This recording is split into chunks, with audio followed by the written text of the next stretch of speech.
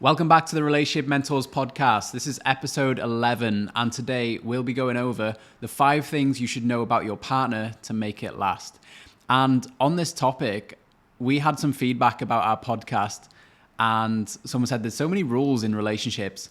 And one thing I'd love to make clear is this is not rules, it's more recommendations. Like, if you don't do these 5 things, your relationship will still last, but it's recommendations, right? Like it can still last, not it will still last. Yeah, absolutely. Same as health. Like, you don't need to go to the gym. You don't need to exercise. You don't need to cut out sugar and not drink that Coke and not eat that chocolate. You don't need to sleep 6 to 8 hours every night. You can sleep 4 hours a night. Will you die straight away? No. But will your health deteriorate? Yes. So it's about doing the things that are best for the relationship. And in our opinion, in our experience helping clients and in our own relationship, these 5 things are really great to know within your relationship. Exactly. And it's all about, like, you do those things, like you get those 8 hours of sleep, you reduce the sugar, you reduce how much caffeine you're taking to maximize your health. And it's like you take our advice, you take our knowledge and expertise to maximize the quality of your relationship, to maximize the longevity of your relationship. The amount of people walking around that feel like shit within their health, like they got such low energy, they've got such bags under their eyes, they have so much brain fog, they're not clear on what they're doing, they're not focused, and it becomes their new normal so quickly. Like, people get 5-6 hours sleep a night, they're really stressed out, they're eating shitty food, they're not sleeping very well, and it becomes so normal that, like, they don't know they're unhealthy. And it's the same within relationships, right? Yeah, they don't know that it can get any better. Yeah. It's like they just think that is the new normal, like that is the new best, when there is so much better out there. Like, if you choose to maximize the habits that you have and the knowledge that you have and how you show up and act in life. Because it happens so slowly, right? It's like a bad relationship is hardly ever one big thing. It's not my partner cheated on me. Like, it's hardly ever that one big thing. It's loads of little things that add up over time that create events like that. It's the feather, the brick, and the truck, and we spoke about that before, right? So it's so important to actually improve the thing that you think is completely normal. Like, your health can always get better. Your relationship can always get better. Your finances can always get better. Your happiness can always get better. So it's like, just because it's not a dying thing that's obvious and in your face, it should still be worked on. Yeah, they say you can help me with this quote, because it's like they say the biggest, like the worst thing about life is having a good life, because like if it's a good life, you're not wanting to, if it's good, it's just good enough. If you're having a bad life or you're having a bad day, you are then motivated to actually get out of that bad day or bad life to create a great life. But if you have a good life, if you have just a good relationship and good health, nothing is actually encouraging you or motivating you to make it a great life. Fuck yeah, if your life's a 6 out of 10, a 7 out of 10, it's like, oh, it's good enough. Like, my last relationship was a 2 out of 10 because he was super toxic, so I guess this is good. And you don't have motivation to get better. Like, so many men don't put any work into their relationship until their girlfriend wants to leave them. That's the pain, right? But if the relationship's going okay, we argue every now and then, we don't have that much sex, but it's okay, she doesn't nag me that much, then there's not a lot of motivation to get better until she threatens to leave. So it's like, you can always make your relationship better, right? Exactly. And like, even with that analogy in mind, it's like, if you can think of, my dream, like a dream relationship, we would do X, Y, and Z. Like, in my dream relationship, we would have sex like 3 times a week or like twice a week, because that's a really just healthy balance that every relationship should be. Having sex at least twice a week would be healthy. Like, I know on the last episode we said sex at least once a week, but that's the bare minimum. It should be around like 2 or 3 times a week for a healthy relationship. Not even health, like a maximized relationship. Yeah, Same as health. Is like, you could sleep 4 hours a night, but wouldn't it be better to sleep 7 or 8 hours a night so you actually feel good in your relationship and your health? Amazing. So 5 things you should know about your partner to make it last. And then we're also going to go over how to support your man even when he doesn't accept your advice or your help. You really want to help your man, but he doesn't accept your advice. Cool. We're going to start on 5 things you should know about your partner to make it last. Number 1 is their definition of success. This is something a lot of people get wrong, right? Yeah. And it's like, it's not that they get wrong. It's just like, a lot of people have a different definition of what success means to them. And it's okay that even if you and I, for example, if we had a different definition of success, I don't think it's a like a deal breaker within the relationship, but it's so crucial that you know what success looks like to them to help them achieve success, and that your partner knows what success looks like to you so they can help you also achieve success, because you're a team. So it should be a team dynamic, helping each other create a successful life. Yeah, such a big issue in relationships is criticism, judgment, controlling behavior. And the root cause of that is you're trying to make your partner fit into your definition of success or your values or how you show up in the world. Just because if something is your definition of success, say there's a guy listening to this and you are so driven to make money and build a business, and that's your definition of success. And then you get into a relationship with a woman and all she wants is to have a baby and get married. Like, that would fulfill her so much. She would feel successful if that happens.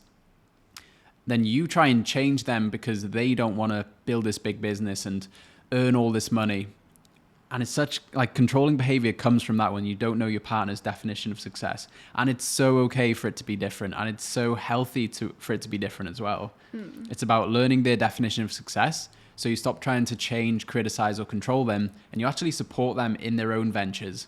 Like, you don't have to be interested in the same thing. You just have to be interested in each other. Yeah, it's all about just respecting their point of view, right? Like, it's not, okay, I want to have this massive successful business and making $1 million every single month. And you're not having to force your partner to also see that and want that. So they should have the same drive and view on life in success terms, because I'm like, with what they bring into the relationship and how they view success is adding to the overall relationship. And like, the way that they view success could actually be really benefiting your life and the quality of your life. Yet if you don't see that, you're not respecting them enough, and that's when resentment and all of that is created. Yeah, on this point, there's 2 questions you need to ask. In your relationship, you need to ask, what's your definition of success? You need to figure out for yourself, and your partner needs to figure out for themselves. Then you come together and you talk about it. And then ask yourself, how is them getting what they want helping me get what I want? And once you find that out, you stop trying to change them. You help them in their journey because it's helping you in your journey. And that's so, so important. So number 1 is definition of success. Number 2 is the hardest moments from the past. I feel way more connected to you knowing your past and all the little things from the past, and just seeing how that's made the woman I'm in a relationship with. Exactly. And it's like, the reason why we listed this as like sharing their hardest moments is because someone's hardest moment in their life has helped shape them dramatically to who they are now. It shares with you why they're resilient, like how resilient they are, what their strengths and strategies are, how they got out of those moments. And it helps you feel so connected to them, because probably in their hardest moments, for them to be able to share that with you, there's such a level of vulnerability and trust that they trust themselves enough that it's going to be okay to share that information, and trusting in you enough to actually hold and receive the information that they're sharing with you. Because a lot of people hold shame over their past of bad things that have happened.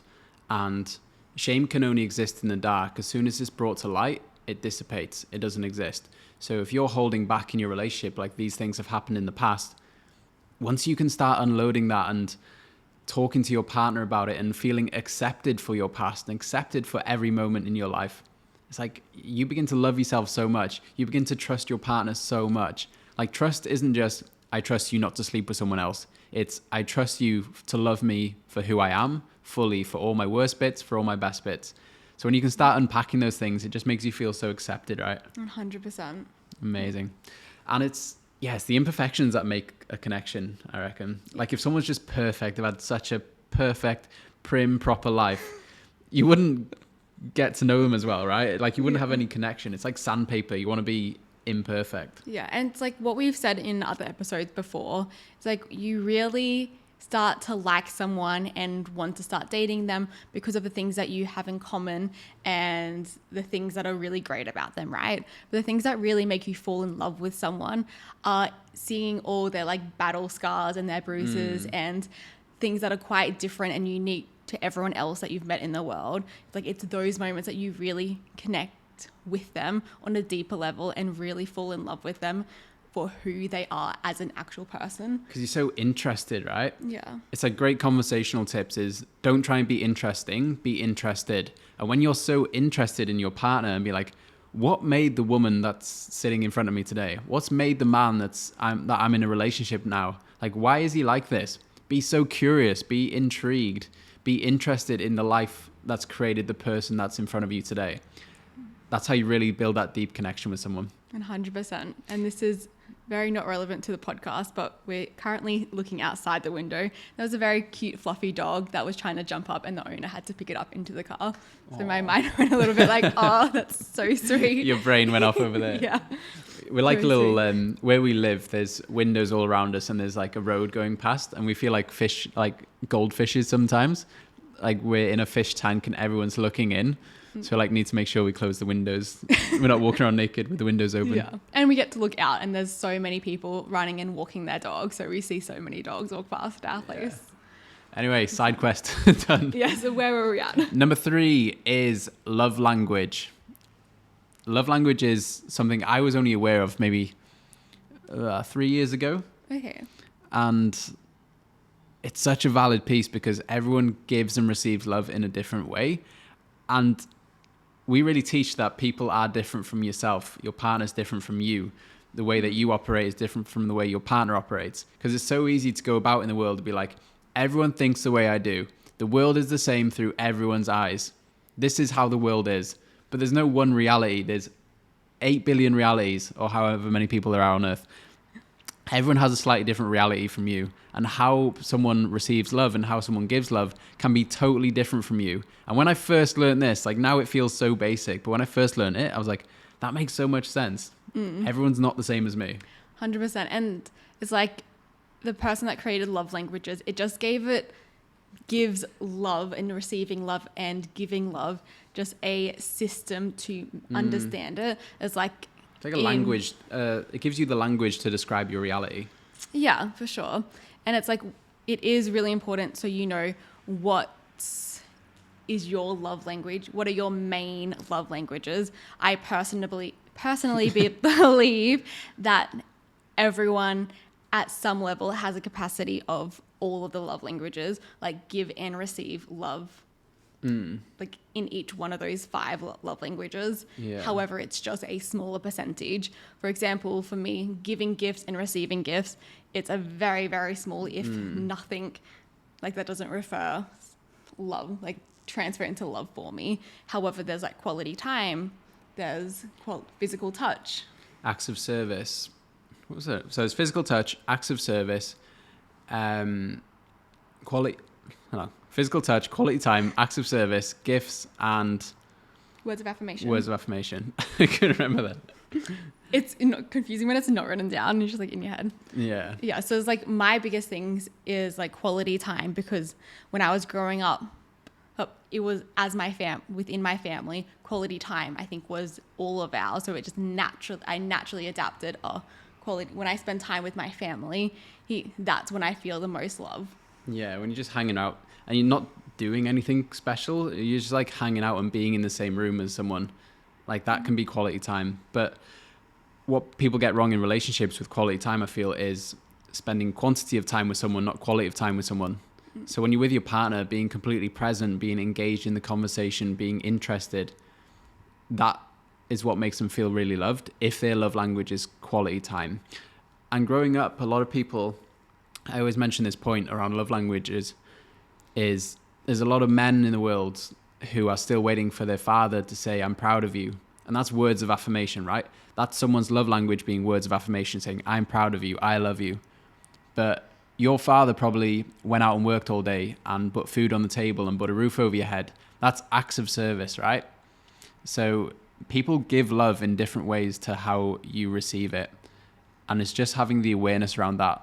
And awareness is such a big piece, like around love languages and relationships in general. Having the awareness to see how other people operate and why things are happening and why things are coming up for you is so, so important. I feel like we have covered this in other podcast episodes as well before, so we don't want to go too much more into detail. However, the overall message of getting clear on what your love languages and your partner's love language is so important, just to make sure that you are prioritizing that every day within the relationship. So you know that they are feeling love from you every single day, and that you know that you'll be receiving love from them every day. It's just a toolkit. Exactly. It's being better at love. Like, you really want to love your partner, so you might as well learn how to do it in the most effective way, right? And it's like, sorry to interrupt. However, it's like human interaction, like human experience is all about human connection.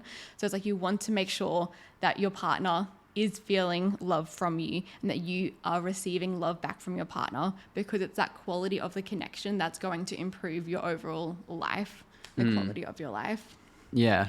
And having the right tools, like imagine eating soup with a fork. You'd be able to do it effectively, like eventually, but it's not going to be the most effective way. So giving your partner love, say you're giving your partner so many gifts to try and make her feel loved, but then all she wants is quality time. It's like, you're going to be eating soup with a fork. You might as well pick up a spoon and figure out what love language she actually is, so you can give her that. Be way more effective. Great analogy. Thank you. So love languages, we will pop a quiz in the show notes of, you can go in there, ask, answer a few questions, and then figure out what your love language is and what your partner's love language is, so you can really pick up the spoon instead of the fork. That's great. Number 4, support they need when they're sad or stressed. So what specific support they're needing? This is such a great one, because like we said before, sometimes we can go through life thinking that everyone's just the same as us, of like people have the same view on life as we do, that people have the same strategy and coping mechanisms that we do. However, the fact is everyone has a different and unique coping mechanism when they through life overall, but especially when it comes to like sadness or they're stressed about something. So it's so important that you have that discussion. One, that you know your own strategy and coping mechanisms when you're sad or stressed, and that you communicate that with your partner, and that you know your partners as well. Because it's like, if I'm sad or stressed, I don't need someone to smother me and be like, it's okay, and like hold me. Where other people, they might. When I am stressed or sad, I just need my own time to really like maybe just go out in nature and just be with myself, so I can calm my own nervous system and remind myself that it's going to be okay. Self-regulating. And that's something I learned about Mia. When she was initially if she got sad or stressed, I'd want to not smother her, but I'd really want to make her feel okay. Like, as a man and as a woman as well, you want your partner to feel okay. And sometimes in your best interests, like you try and, with your best intention, you try and smother them and give them a hug, and it's okay, don't cry, like I love you, it's okay. When actually sometimes all they need is to go off and regulate themselves and have some time and give themselves some space, some alone time. And then they come back and they're all sweet. And that's the thing with Mia now. If she's feeling stressed, if she's feeling sad, I let her know I love her and she's okay. And then she goes off, does her own thing for a bit, and I know she'll come back and we'll be sweet. Yeah, I feel like most of the time when I'm sad, I communicate it just like I'm communicating now. Okay, I'm sad. Because like there's no real emotion behind it. It's like, I'm sad right now. That's about it. I got on a call with this girl the other day, and her partner told her, dealing with the emotions of a woman is like a second job. And I was like, fuck, I'm the more emotional one in our relationship. So I was like, it's more like a second job for you. I thought that was really funny. She was like, my partner told me, fuck, dealing with your emotions is like a second job. I was like, oh, that's how Mia probably feels in the relationship. I feel like I'm just not that emotional when it comes towards around other people. Like, I very much self-soothe. Yeah, you love self-soothing, whereas I really externalize my emotions and I wear my heart on my sleeve, and I'm such a feeler. I'm just like, she knows this is how I'm feeling right now. Whereas Mia can look really stoic and look the same if she's happy or sad. But then she goes off. No one will ever know. She goes off, does her feelings, and comes back to me and be like, oh, I just went off and cried for like 30 minutes. I'm like, why didn't you tell me? Yeah. She's like, oh, I just wanted some alone time. I was like, get to the afternoon, I'm like, I cried a lot today. And you're like, when? Yeah, when specifically? And it's really important to have awareness around this, because I could feel like a shit boyfriend because I was like, fuck, I didn't support you when you were crying. Now I'm like, I feel totally fine because I know that your best coping mechanism is going off, self-regulating, feeling great, and coming back to the relationship. And I also know that you make it very clear that it's like, if I ever want to talk to you, if I ever want to talk to someone or like have physical support throughout it, it's like, I know that you're there when I need it, and I know that I'm not alone in it. I just prefer to be. Yeah. And Whereas I'm like, Mia, come cry with me. yeah. So it's like, that's just an example that with our different strategies of dealing with sadness and stress, we both have completely different coping mechanisms and strategies. However, we do work together because the fact that you know mine and I know yours. Because like in the past, I could have been like, oh my gosh, you must be so broken right now to be crying in front of me, because I don't necessarily do that with other people. So, but then now learning, it's just like you wear your heart on your sleeve and you're just very transparent. Yeah, like golden retriever energy. When I'm so happy, much golden retriever energy. When I'm happy, you know I'm happy, and I'm so external with all my emotions and how I feel. And then when I'm sad, it's like, cool, you know I'm sad. Yeah, which is great. Yeah, like, both of them are great. Yeah, so I had to learn that when Mia wasn't showing sadness or showing different emotions, I was like, yeah, feeling a bit of rejection, and how does she actually feel, and guessing, and why doesn't she feel safe with me? But actually, she just wants to go chill out on her own. Yeah, and that's the thing as well, is like, it's so important that you get clear on what your own strategy, self-soothing, coping mechanisms are, that you're not watching, like listening to other podcasts or watching like reels or small TikToks of telling you how you're supposed to heal from something. It's like, you already know how to heal and overcome something. You already know the strategy. You just need to sit with yourself and get clear enough to know what that strategy actually is. Your life demonstrates your solutions. Your relationship, the way if you argue, then come back together. There's a track record of what's actually worked for you in the past, of how you've come together well. There's a track record of what doesn't work. There's a track record of what makes you argue. There's a track record of what makes you feel connected. You just need to look. You just need to study. You just need to be aware of your relationship to see what makes you feel connected, what makes you feel good again after conflict, what makes you feel sad, what makes you feel stressed. There's already a track record. You just need to be more aware of it. That's such a huge piece, awareness, hey? 100%. It's like, that's the main thing we teach people in our programs and stuff. Yeah, and then it's like something else that we do teach our students in our programs is like, once you're clear on the strategy, sometimes the strategy could be self-detrimental. And we go a lot more in depth into that with our coaching itself. Yeah, because like changing your strategies. Yeah, changing your strategies and actually optimizing your strategy to get the solution that you want, because sometimes you just put yourself in a cycle of redooming yourself. But we dive a lot more into depth of that later on. Amazing. So that was finding out the support they need when they're sad or stressed, both for yourself and your partner. The number 5 is how they want sex to be initiated. We mentioned earlier how important sex is within a relationship. It makes you feel so connected on every single level. It puts you back in your body. Like, so many people live inside their own head every single day, and they forget how to feel, or their emotions are all over the place, and they can't listen to their feelings, and they're not emotionally aware, they're not emotionally intelligent, because they're so in their own head all the time. Whereas having this experience of having sex with your partner and nothing else exists, and you're so in your own body, is so soothing, and it's so connecting for the relationship, right? Yeah, so connecting. Amazing. So a big part that stops couples from having sex is not knowing how to initiate it in the best way, or sex being an on and off switch. It's like, I'm having sex, here's like 10, 20 minutes I'm having sex, and then sex doesn't exist. Like, we never talk about sex. It's an on and off switch, where see it as a cup that needs to be filled. Like, the intimacy needs to be filled.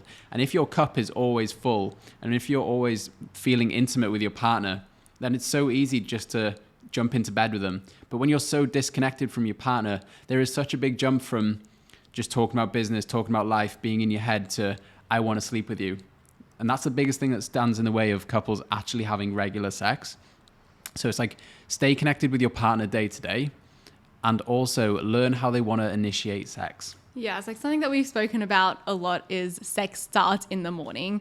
It's like, we have given out so many guides and so many videos on how to increase intimacy, intimacy in different levels, like different aspects of intimacy within your relationship, to make sure you are filling up the cup throughout the day.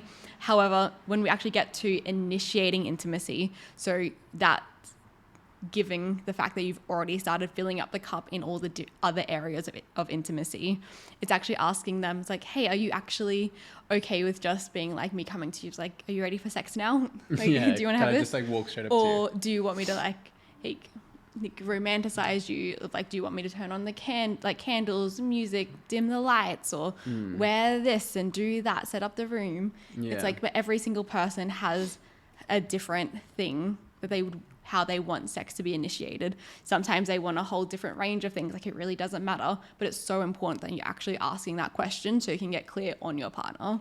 I feel like all these things that we went over of knowing about your partner, it's like you've got a set of things. You've got your own love language, definition of success, your coping mechanism, the way you want sex to be initiated. And then they've got their own completely different version maybe. So it's so important to learn theirs. Otherwise, you're just going to be just in the dark and not getting these things done. So you need to learn how they want sex to be initiated. And most of the time it's women need warming up emotionally, men need warming up physically. Like a lot of the time, men don't need this big emotional connection before it. They just want to feel... just like touch. They just want to feel like... Nice. They just want to feel touches up. Yeah. Whereas women, if they don't feel emotionally connected to you, it's like chances are they're not going to want to jump into bed with you. Exactly. And especially then from the man's point of view to the woman, it's so important that us as women know what actually gets us in the mood. And if your partner tries to initiate it but you don't feel emotionally connected enough to want to jump into bed with them, get really clear on what specifically you feel is missing, or like what exactly are you not feeling connected with. Does that make sense? The biggest tip with more sex in your... Well, there's two. There's one, talk about it more often. Like, have it in your daily discussions. Flirt with your partner all the time. Send them naughty photos. Like, do all this stuff. Like, sex shouldn't be just in the bedroom and then we don't talk about it. Like, sex should be a daily discussion. Talk about it, your best moments, what you want, your desires. And then number two is actually turn yourself on. Like, warm yourself up. Get yourself in the mood.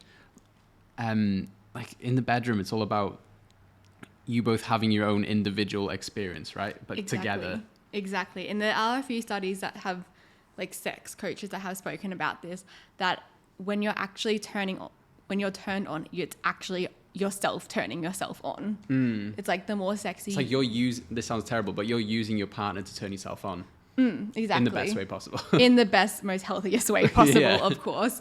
But like, it really is. It's like when you are turned on, you're thinking about like how sexy you feel, how great you feel. Yeah. It's like, I want to start doing this movement or this motion because it makes me feel great. And chances are most of the time it feels great for the other person.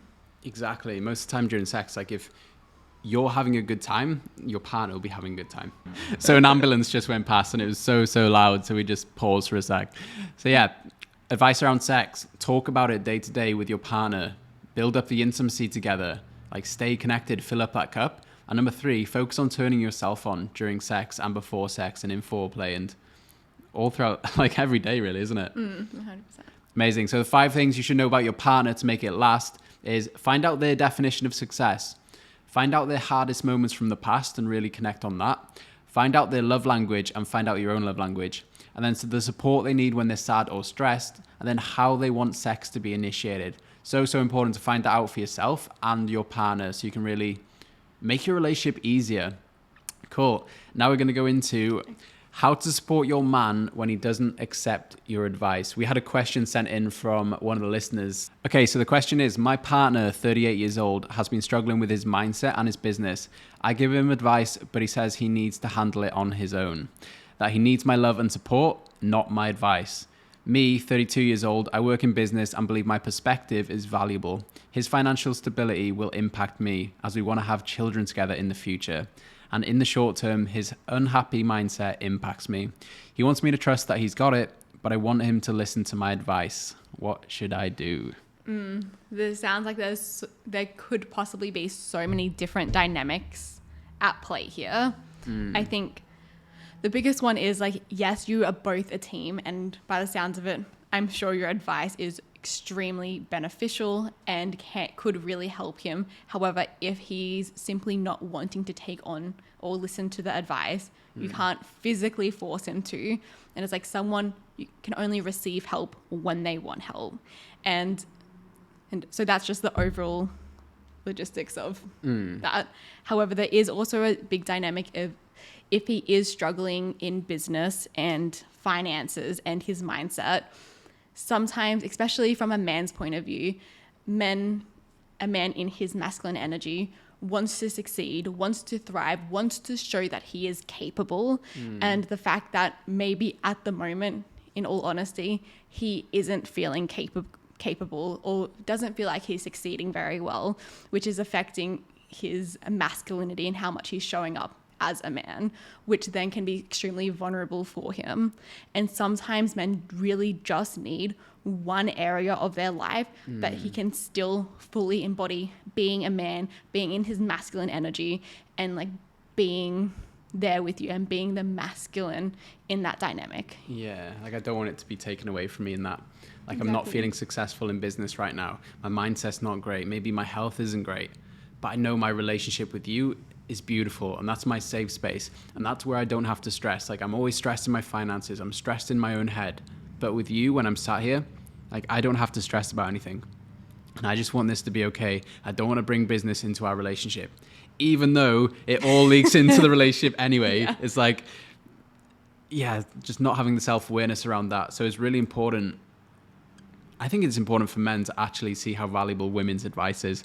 Because that was the next dynamic I was going to go into. Yeah. Just before we go into that next dynamic, within the dynamic that we just shared, it's so important that you also recognize, from one that we just shared, that a man really wants to be in his masculine in energy, and maybe in not very nice words, maybe he feels like he's failing in all these different areas of life, and he doesn't want to feel like he's failing when it comes to the relationship. And potentially using that language to him with more of your unsolicited advice.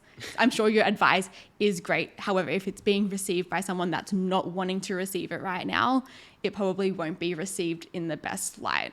And men can be stubborn around that. Yes, and feel like they can do it on their own. Especially if you've been successful in the past, you've built businesses in the past, you've done really well in the past, you've helped other people do it.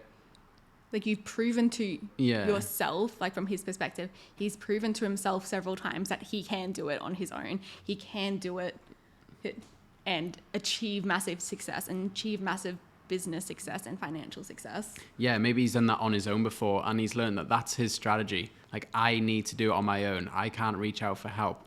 I don't want advice. Like, I've had maybe male business coaches in the past, male coaches, like unconsciously could be pushing away the advice of the feminine because he doesn't believe that it is that it is useful to him. That could also be happening at a subconscious level. Like he could not be aware that that's happening as well. And Mia used to give me advice around business and stuff, and it's like I thought I was taking it in, but then I'd hear it, and then a couple of weeks later or a month later I'd hear it from someone else, the same advice, and then I'd go back to Mia like, oh my god, this has just dropped in, like I've just learned this, I'm gonna do this, I feel so clear now. And Mia was like, I told you that months ago, but I just didn't take it in, and it wasn't me being an asshole. It just wouldn't land for me. And it's so interesting. It's like we can really speak into this even more from like our dynamic in it. It's like from my perspective, it's like you, and this could be happening in their relationship as well. Like because in your relationship, you do share your struggles and what's happening in your life at the moment. So it's like when we started dating, you would share with me like business stuff that's happening, financial stuff, or it's like friendship things, whatever. And I would always give you my advice or my opinion and my strategy because you even set it up to make it sound like you were wanting my advice and opinion in business. And then I'd tell you my strategy, and then later on we'd have a similar conversation, and I'd give you my business strategy and my formula of what I would do. And then sometimes we'd just be like months, a couple of weeks, and then we'd go see a friend, or you'd watch a different like a business coach, business training coach, and then they'd say the same thing, and it's like, oh yep, like we can do this and this. And then at the time, like this was probably when we were first started dating, that it would hurt my feelings of like, did you not believe I was good enough? Or like, how am I not communicating this effectively? Because this is exactly what I said. Like, those are the exact words I said. How could I communicate this even better? And then I feel like we've discussed it. We don't really know what the switch was, but suddenly you decided to start taking my advice. Yeah, it's just... Maybe it just happened enough times and me being like, I told you that months ago. Yeah, it's like the awareness of it, and it needed some repetition as well to get through my thick skull sometimes. Like, yeah, this is actually really helpful, and I can lean on you for business advice, and I can still have my self-worth, my masculinity, and still ask the feminine for support, because as a man, our superpower a lot of the time is being singular focused. We can do one thing, we can focus on one thing, we can put our head down, we can deal with the pain, and we just keep going. But sometimes we're just hitting our head against the wall and we're going in the wrong direction, or there's something that we're not seeing. And a woman's superpower is awareness. She can see the outside perspective of everything that's happening, be like, hey, like this could really help you, put you on the right track, put you in the right direction, and then you can use your masculine energy to go forward that way. So it's like utilizing both and realizing the potential of the feminine and the masculine working together towards something is huge, because she can have the awareness around what's maybe the best thing right now, and then he can just drive forward and he can build this thing. Exactly. It's like I couldn't have worded that any better myself. Well, is my language. However, it's like since a man is so single focused, sometimes they're just not, they have their blinders on and they're not seeing any other possible opportunities, even if they think they're looking for other opportunities. Most of the time they're actually not, and they're just fully focused, like, this is the way it has to be, this is the way I did it last time, and I'm like pushing through and kicking all the doors open to achieve that. And so it is like, I'm sure you have so much value to give him, and it has to be him realizing and wanting to see the value that you bring in, and not saying it's a negative thing at all. It's like a lot of this could be subconscious for him. However, it's like you have so much to offer, yet if he's not wanting to receive it right now, like with Charlie, who knows what changed. Yeah, it's just something changed. And who knows if that was just like the longevity, the more that we were together, you realize that my advice was valid. And it was always in the right direction for you to go. Yeah. So practical advice here. My partner's 38 and he's been struggling with his mindset and his business. I give him advice, but he says he needs to handle it on his own. I would be patient. I would keep loving him up. I would subtly ask the right questions. I wouldn't pressure him. I just let him unload his thoughts and stuff of what's going on, and then ask, would you like help with this? Can I suggest something? And then slowly over time, you'll wear him down, or you're just patient, you're loving him up, and eventually he'll accept your advice. That's what happened with us. Like, eventually it started clicking in that, wow, that is so, so helpful. So I'd honestly be patient with it. Like, if you're really in love with this guy and you want it to last, just keep loving him up. And in terms of his financial stability impacts me as we want to have children together. God, the amount of people I talk to, like, we were broke when we had kids. We were literally just sleeping on mum and dad's couch, and we didn't know how we were going to make it work, but it worked out anyway. Like, the amount of people who are in a worse financial position than you, and they make it work by having like 3, 4, 5 children. It's like, it's going to work out with the finances with the kids. Yeah. And with that in mind as well, just knowing that you both are a team in this, and you're not a team if you're forcing him to hear your advice and listen to your advice and take your business advice. And I'm sure could be so beneficial. However, if he uses that or goes down that strategy within business, and even if it succeeds or doesn't succeed, if in the long run he still doesn't feel connected with it himself, he's going to start building resentment towards it. So it's super important, especially in business, that he's making decisions that are fully aligned with him and not being pushed into a direction or encouraged into a direction that doesn't fully align with his soul and connection yet.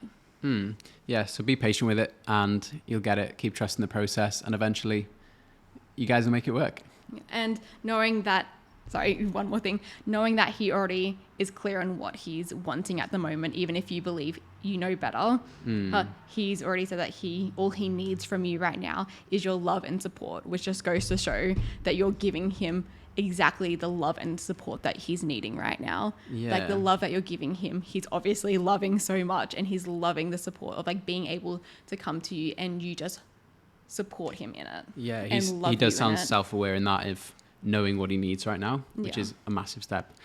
Amazing. So that was 5 things you should know about your partner to make it last. We'll pop the questions below in the show notes of the questions you can ask to help you identify these 5 things. And then how to support your man when he doesn't accept your help or advice. We have church. It is 10:26 a.m. on a Sunday morning, and our church is usually at 10:30. So we are on. I didn't look at the time. So we're going to be on our way there. Yeah, what's something you're looking forward to this week, Mia Cherry?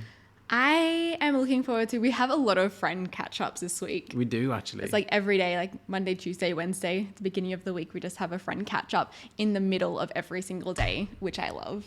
Yeah. Like, I think that's really exciting. What about you?